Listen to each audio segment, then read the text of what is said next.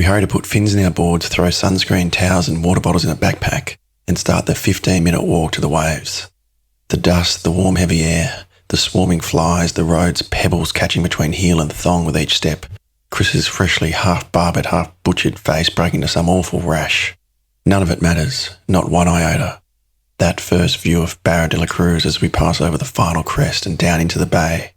You could be facing execution and still be aware of only one thing. How perfect is this place? Every surfer's cartoon scribbles have transformed to reality. Wave paradise is unfolding before us. The beach shack laden with hammocks from every available post spills onto the sand. Surfers waxing up in its shade, then jogging up the point.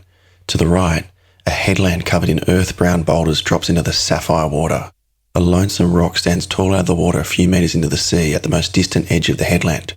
Waves standing up as they approach it, pulses of swell unravelling into endless barrels as they hug the sandbank from the top of the point, all the way to the shoreline half a kilometre down the line. The wave faces light up in the mid-morning sun, a handful of surfers stroking effortlessly into faultless top-to-bottom barrels, forming silhouettes behind the lip, lines of swell stacked to the horizon.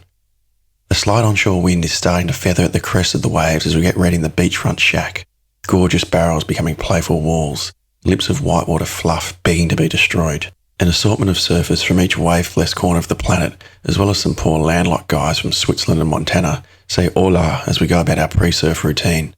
Those lucky enough to have been in the water at first light are now resting, sipping on Fantas, Sprites or Coronas, watching from their hammocks as Barra de la Cruz puts on a show. You just run up the point to the very last little bit of sand, then you paddle out from there yonder. Boo Radley gives us as much info as we need and we're off.